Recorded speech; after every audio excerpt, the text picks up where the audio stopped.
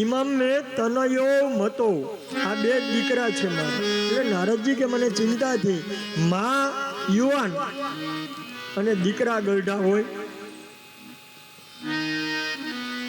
તો આ ગ્રંથ વ્યાસજીએ સમાધિ ભાષામાં લખ્યો છે. આનો સાર શું છે એ ભાગવત ભણો તો જ ખબર પડે. વાર્તા તો બધા કરે, આમાંથી કોઈક બેનને ઊભા કરી દો કે ભાગવતની વાર્તા કરવી એટલે બેહીને ચાલુ કરી દે, અને સારો રાગ હોય તો ગાવાનું ચાલુ. એનો સાર હું, ચાલો એક વાત કરું તમને. અત્યારે કેરીની સિઝન છે કે નહીં? હા, મારે અહીંયા 2 આંબા છે.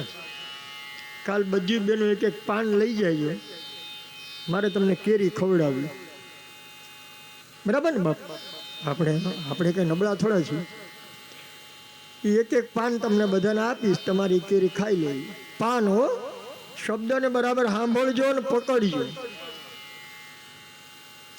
અને પાંદડા પૂરા થાય ને તો જનકબાને કવાડી મેં હારી ભાળી, કારણ કે મેં આ બધા ઝાડવા કાપ્યા ને મને ખબર છે કે જનકબાને અહીંયાથી કવાડી લઈ આવી અને આંબાના છાતરા પાડી અને ઘટશે અને એ છાલોતરાય આપીશ. બરાબર ને? તમારે એમ જ કહેવાનું મેં અશોકભાઈને કેરી ખાધી, એમ કહેશો? કાં લા એ કેમ કેમ તમને આંબાનું જ બધું આપું છું તોય ના પાડો છો? અશોકભાઈ એમાં કઈ મજા ના આવી, તમે તો કેરીની વાત કરતા હતા. પણ આ કેરીનો જ આંબો છે, બોલે પાંદડા થોડા ખવાય, એમાં થોડો રસ આવે, પણ છાલે આપી ને તમને તો કે ના એ કઈ ખાવા ચીજ છે. તો એનો અર્થ, એનો સાર એટલે શું? આંબાનો સાર શું? કેરી. અશોકભાઈ તું અમને કેરી ખવડાવ ને તો રસ મીઠો લાગે, બાકી કેરી આંબામાં જ થાય. એમાં ભાગવત છે એ બધા જ વેદોનું સાર રૂપ ફળ છે કેરી. આ આંબો ન ખવાય, એમાં કેરી આવે ને એ જ ખવાય. એમ આ કથાને જ્યારે તમે ભણો ત્યારે એનો સાર, એનો હાર્દ તમારા હાર્ટ સુધી પહોંચાડી શકે અને ભણ્યા હોય તો. કારણ કે આ સમાધિ ભાષામાં લખાણ. અહીંયા શું કહ્યું? માં યુવાન, દીકરા ગરડા. આ કથા તમને મગજમાં ઉતરે?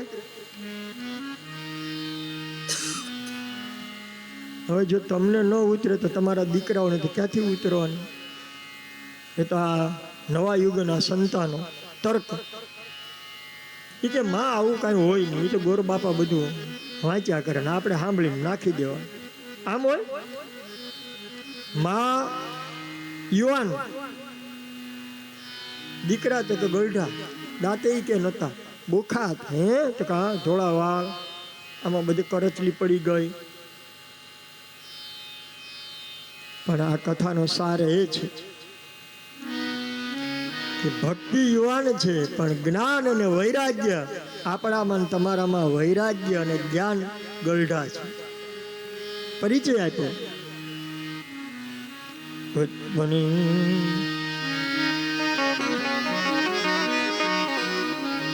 ઉત્પન્નેન્દ્રાવિડેશાહમ વૃદ્ધિ કર્ણાટકે દતા. આની ઉત્પત્તિ ક્યાં? દ્રવિડમાં. દ્રવિડ એટલે ક્યાં? સાઉથમાં. હજી તમે સાઉથમાં જાઓ ને તો ત્યાંના મંદિરો, ત્યાંના મંત્રો, ત્યાંના ભૂદેવો, અરે એ જવા દો, ત્યાંનો જજ પણ શિખા રાખે. અને એ જજ સવારમાં સંધ્યા કરે અને સરસ મજાના મંત્રો ક્યાંય હોય, ભક્તિ સાચી હોય તો દ્રવિડમાં. શું કામ? દ્રવિડમાં એની ઉત્પત્તિ. હવે આમાં દ્રવિડ ક્યાં આવ્યું? કોણ કહેશે મને? બહાર તો દ્રવિડ છે જ, પણ આમાંય દ્રવિડ છે. આ હૃદય છે ને એ દ્રવિડ છે. ભક્તની ઉત્પત્તિ દ્રવિડમાં થાય એટલે હૃદયમાં થાય. મારા અને તમારા હૃદયથી જ ભક્તિની ઉત્પત્તિ થાય. વૃદ્ધિ કર્ણાટકે પછી ભક્તિ મહારાણી કે હું ધીમે ધીમે આ કર્ણાટકમાં ગઈ, ત્યાં મોટી થઈ. આ કર્ણાટક ક્યાં આવ્યું? અહીંયા તો છે જ, તમે બધા જોયું ને કર્ણાટક? જોયું કર્ણાટક? આ દેહમાં એક કર્ણાટક છે. આ કર્ણાટક છે કાન. કાનથી ભગવાનનું નામ, ભગવાનની કથા, ભગવાનનું સ્મરણ જેટલું સાંભળો ને એટલી ભક્તિ વધે. ઉત્પન્ન આનો અર્થ આ છે, સાત્વિક અર્થ. એટલે જ આ ભાગવતને ભણવું પડે. ઉત્પન્ન દ્રાવિડી સાહમ વૃદ્ધિ કર્ણાટકે ગતા. પછી શું કહ્યું? ક્વચિત ક્વચિત મહારાષ્ટ્રે. મહારાષ્ટ્ર ક્યાં આવ્યું? ક્યારેક ક્યારેક ભક્તિ મહારાણી કહે છે નારદજીને કે હું ક્યારેક ક્યારેક મહારાષ્ટ્રમાં ગઈ ને, ક્વચિત ક્વચિત મહારાષ્ટ્ર, ક્યારેક ક્યારેક મહારાષ્ટ્રમાં આવી. મહારાષ્ટ્ર ક્યાં છે? મન. મહારાષ્ટ્ર મનમાં ભક્તિ ક્યારેક આવે પડે છે. મન કેવું છે? ચંચળ છે, ક્યારેક ભાગી છે.